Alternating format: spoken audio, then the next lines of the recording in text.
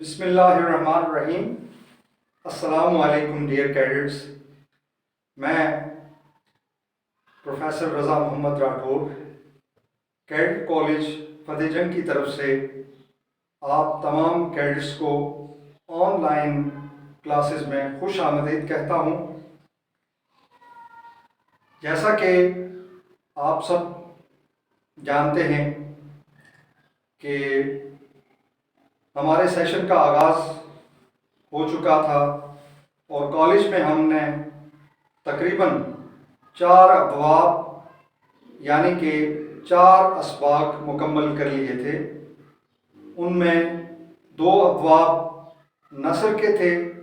اور 2 نظم کے تھے، جن میں ہجرت نبوی صلی اللہ علیہ وسلم، مرزا غالب کے عادات و خصائل، حمد و نعت شامل ہیں۔ تو الحمدللہ ہم نے نہ صرف ان تمام اسباق کے لیکچرز، ان کے مشقیں، خلاصہ جات اور تشریحات مکمل کر لی تھیں، بلکہ آپ تمام کی جو اسکول کی کاپیز ہیں وہ بھی مکمل ہو کے چیک بھی کی جا چکی ہیں، اور آپ کو ہوم ورک کے لیے انہی اسباق پہ مشتمل اسائنمنٹ بھی دی جا چکی ہے۔ ہمیں امید ہے کہ آپ گزشتہ چھٹی کے دوران اپنی یہ اسائنمنٹ مکمل کر چکے ہوں گے۔ سیشن کے آغاز میں ہم نے اردو ادب کی تعریف، ادب کی اقسام اور اصناف کے بارے میں تفصیل سے آپ کو آگاہ کیا تھا۔ ادب کیا ہے، اس کی اقسام کیا ہیں، نثر کیا ہے، نظم کیا ہے، پھر نثر کی آگے اور نظم کی کون کون سی اقسام ہیں۔ اس کے ساتھ ساتھ ہر سبق کے بارے میں اس کے سیاق و سباق اور تفصیلات سے بھی آپ کو آگاہ کیا گیا، جیسا کہ ہجرت نبوی صلی اللہ علیہ وسلم کے باب میں ہم نے آپ صلی اللہ علیہ وسلم کی پوری زندگی کو تفصیل سے بیان کیا، چاہے وہ مکی زندگی ہو یا مدنی زندگی۔ اسی طرح جب اردو نثر کی بات آتی ہے تو گزشتہ صدی یعنی کہ 19ویں صدی میں جو برِ صغیر کے مسلمانوں کے زوال کی صدی تھی، اس میں جدید اردو نثر کا آغاز کرنے میں سر سید احمد خان اور ان کے ساتھیوں کا ایک اہم کردار رہا، جنہیں ارکان خمسہ کہا جاتا ہے۔ ان کی خدمات کے بارے میں بھی آپ کو تفصیل سے آگاہ کیا گیا، جس کو آپ نے اپنے ذہنوں میں تر و تازہ رکھنا ہے۔ آئندہ لیکچرز کے دوران جب بھی ان میں سے کسی شخصیت سے متعلق تعارف یا اس کا مضمون شامل کیا گیا تو آپ کو ان کے بارے میں مزید آگاہی بھی ملتی رہے گی۔ ابھی ہم جس سبق کا آغاز کرنے جا رہے ہیں اس کے مصنف خود سر سید احمد خان ہیں، جو کہ نہ صرف برِ صغیر کے مسلمانوں کے ایک بڑے خیرخواہ، مصلح، اہم رہنما تھے، جنہوں نے مسلمانوں کی تعلیمی بیداری میں، سیاسی شعور کی بیداری میں اہم کردار ادا کیا، بلکہ جدید اردو نثر کے بانیوں میں سے ایک اہم نام ہے۔ سر سید نے اردو زبان کا دامن وسیع کیا، اس کو آسان کیا۔ ان کا تعارف، ان کی حالات زندگی ہماری کتاب کا، ہمارے کورس کا حصہ ہے، جنہیں یاد کرنا آپ کے لیے ضروری ہے، جنہیں لکھنا بھی اور یاد کرنا آپ کے لیے ضروری ہے۔ آپ کے MCQs کے اندر جو سوالات ہیں اس میں ان کی زندگی اور یہ تمام چیزیں، تاریخ پیدائش، تاریخ وفات، یہ سب چیزیں شامل کی جاتی ہیں۔ آئندہ کے لیکچر میں نہ صرف ان کی زندگی کے بارے میں آپ کو تفصیل سے آگاہ کیا جائے گا، بلکہ سبق کے بارے میں پوری تفصیل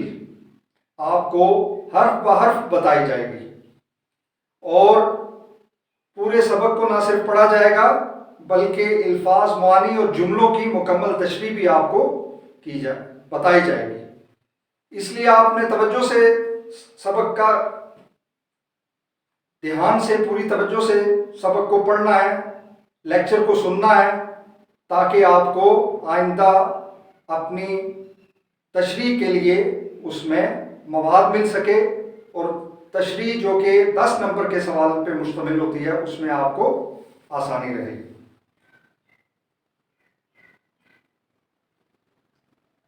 सबसे पहले हम अपने लेक्चर में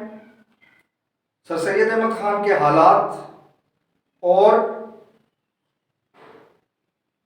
सबक के अंदर आने वाली मुश्किल इस्तिलाहात और अल्फाज मानी के बारे में आगाह करेंगे।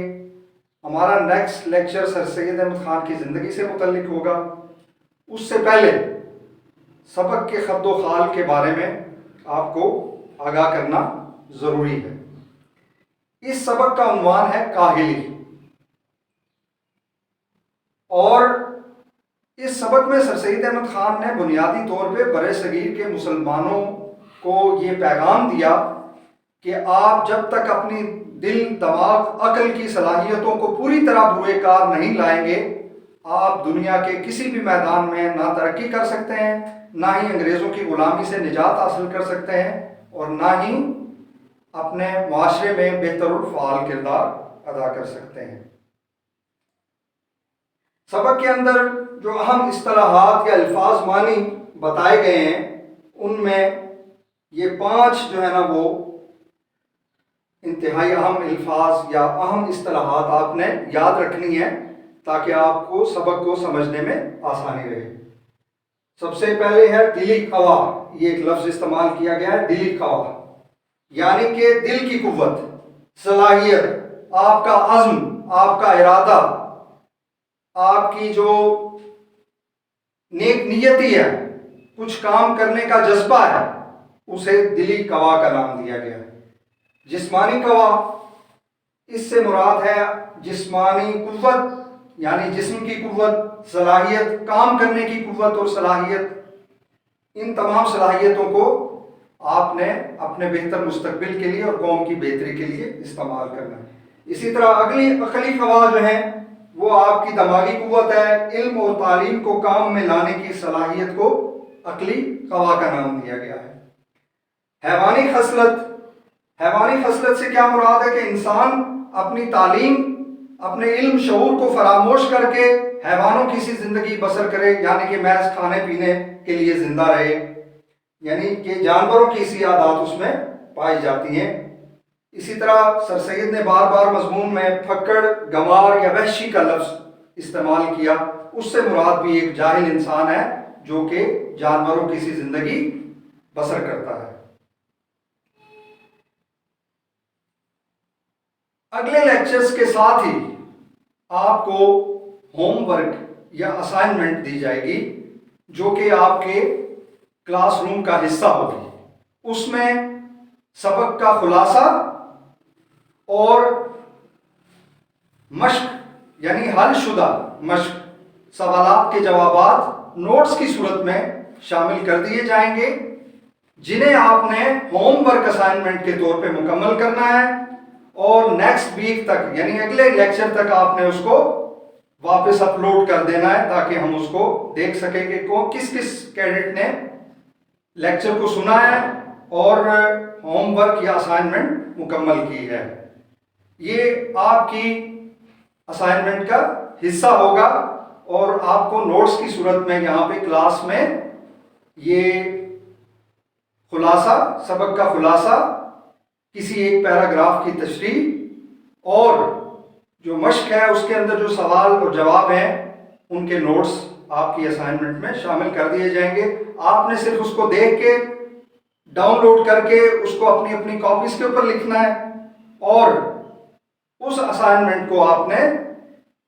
पिक्चर्स की सूरत में PDF फॉर्म में दोबारा क्लासरूम में अपलोड कर देना है। और वही होमवर्क आप जब कॉलेज में आएंगे, यहाँ पे आप कॉलेज के अंदर उसी होमवर्क को आके दोबारा से चेक भी